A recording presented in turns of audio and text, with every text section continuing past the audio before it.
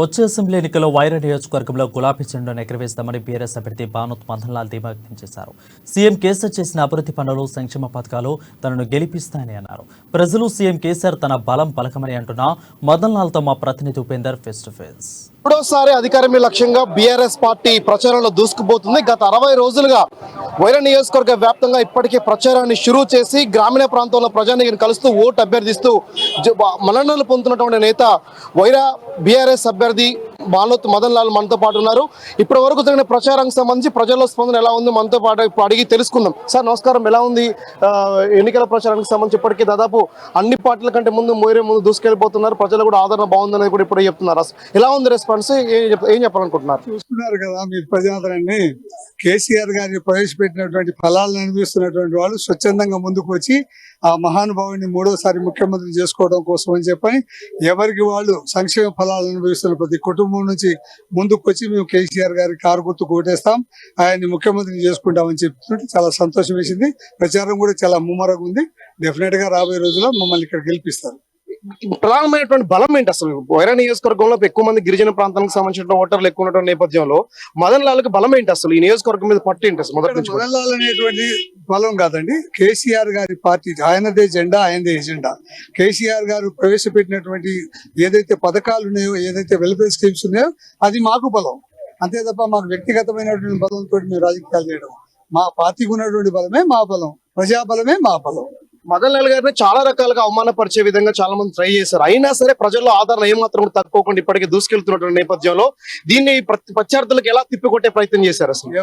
ఎవరి తప్పుడు వార్తలకు స్పందించాల్సిన అవసరం లేదు. నా వ్యక్తిత్వం ఏంటో నా వైరా నియోజకవర్గ ప్రజలకు తెలుసు. వాళ్ళని నేను మనస్ఫూర్తిగా ప్రేమిస్తున్నాను, వాళ్ళు కూడా నన్ను మనస్ఫూర్తిగా ఆదరిస్తున్నారు. వాళ్ళ ప్రేమాభిమానాలు ఉన్నంత వరకు ఎటువంటి తప్పుడు వార్తలు కానివ్వండి దేనికి కూడా భయపడాల్సిన అవసరం లేదు. అవన్నీ కూడా కావాలని చెప్పి క్రియేట్ చేస్తున్నటువంటి తప్ప మాకు అటువంటి వాటి జోలికి పోవాల్సిన అవసరం, వాటి గురించి కామెంట్ చేయాల్సిన అవసరం కూడా లేదు. బీఆర్ఎస్ కి సంబంధించినటువంటి మేనిఫెస్టోలో చాలా మంది యువతకు కూడా కొంత లేదు అనేటువంటి జోరుగా ప్రచారం జరుగుతున్న నేపథ్యంలో కాంగ్రెస్ 6 గ్యారంటీ కార్డ్స్ కూడా పెద్దగా పేర్లేదు అనేటువంటి ప్రచారం జరుగుతుంది. ఈ రెండింటిలో ఏది బలానికి ఎక్కువ ప్రాధాన్యత ఉంది అంటున్నారు?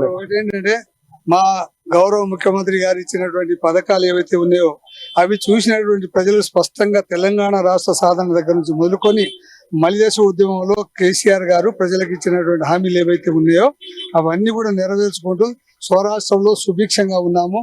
ఇంకా కూడా వెల్ఫేర్ స్కీమ్సే కాకుండా ఆర్థికంగా అన్ని రంగాల్లో బలోపేతం చేయడం కోసం ఒక వ్యవసాయ రంగాన్ని బలోపేతం చేస్తే ఆ ఇంట్లో ఉన్నటువంటి ఆడపిల్ల పెళ్లికి మనకు వస్తుంది, ఆ పిల్లల చదువులకు మనకు వస్తాయి.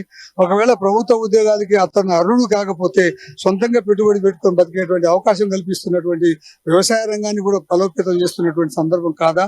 కాబట్టి దయచేసి అన్ని వర్గాల వాళ్ళకి లాభం జరగాలంటే 63-64% ఆధారపడినటువంటి రంగమైనటువంటి వ్యవసాయ రంగాన్ని బలోపేతం చేయడమే ప్రథమ ఎజెండాగా తీసుకున్నాడు. దాన్ని దిగ్విజయంగా పూర్తి చేస్తున్నాడు. మదన్ లాల్కి ప్రధానమైనటువంటి ప్రత్యర్థి ఎవరు? ప్రస్తుతం నియోజకవర్గానికి సంబంధించి ప్రత్యర్థి ఎవరు కనిపించలేదు ప్రజానీకానికి. ప్రస్తుతం రానున్నటువంటి రోజులు ఎవరుగా భావిస్తా ఉన్నారు? మా కేసీఆర్ గారు 3 నెలల క్రితం అభ్యర్థిని ప్రకటిస్తామనంటే ఇదే కాంగ్రెస్ పార్టీ గడిచిన సంవత్సరం క్రితం 6 నెలల ముందు ప్రకటిస్తామని ప్రకల్పాలు పలికినటువంటి వాళ్ళు ఇప్పటికీ ఎవరిని అభ్యర్థిని ప్రకటించాలి, ఎవరితో పొత్తుకు వెళ్ళాలి, ఎవరి మోచేతి నీళ్లకు ఆశపడాలి అనేటువంటి దాని మీద స్పష్టత లేనటువంటి వాళ్ళు ఎవరు వస్తారో ఏం తెలుస్తుంది. ఇప్పటికైతే జిల్లాలో కాంగ్రెస్ పార్టీ బీఆర్ఎస్ పార్టీ మధ్యలోనే పోటీ ఉంటుంది. డెఫినెట్ గా బీఆర్ఎస్ పార్టీ 10 స్థానాలు గెలుస్తుంది. వైరా నియోజకవర్గ ప్రజానీకానికి మీరు ఏం చెప్పాలనుకుంటున్నారు? బీఆర్ఎస్ సంబంధించి మదన్ లాల్ గురించి రానున్నటువంటి ఎన్నికల్లో ఏం చెప్పాలనుకుంటున్నారు? బీఆర్ఎస్ పార్టీ అధికారంలోకి వస్తే ఈ రాష్ట్రం అన్ని రంగాల్లో ముందుకు తీసుకెళ్లడం కోసం గౌరవనీయులు మా కేసీఆర్ గారు ప్రవేశపెట్టినటువంటి పథకాలు, అదేవిధంగా రేపు రాబోయే రోజుల్లో మేము చేయబోయేటువంటి కార్యక్రమాలు, మేనిఫెస్టోలు అన్నిటి కూడా తప్పకుండా అమలు చేసే విధంగా మా రాష్ట్ర నాయకుడు మా గౌరవ ముఖ్యమంత్రి గారు తప్పకుండా ఆ దిశగా ప్రయాణం చేస్తారు. వారి యొక్క నమ్మకం, వారికి ఉన్నటువంటి కృషి పట్టుదలని రేపు ఆయుధంగా మేము రేపు ప్రజల ముందుకు తీసుకెళ్తాం, తప్పకుండా దిగ్విజయం అవుతామని చెప్పి ఆశిస్తున్నాం.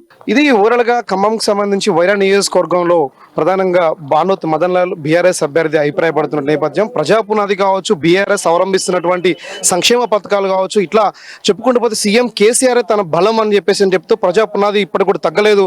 రానున్నటువంటి రోజుల్లో నాకు ప్రత్యర్థి ఎవరు లేకుండానే సింగిల్ గా వన్ సైడ్ గా గెలుస్తానని చెప్తూ మనతో షేర్ చేసుకున్నారు. ఇది ప్రస్తుతం వైరా నియోజకవర్గ పరిస్థితి. కెమెరా పర్సన్ హరిత ఉపేందర్, అమ్మానీస్, వైరా నియోజకవర్గం నుండి.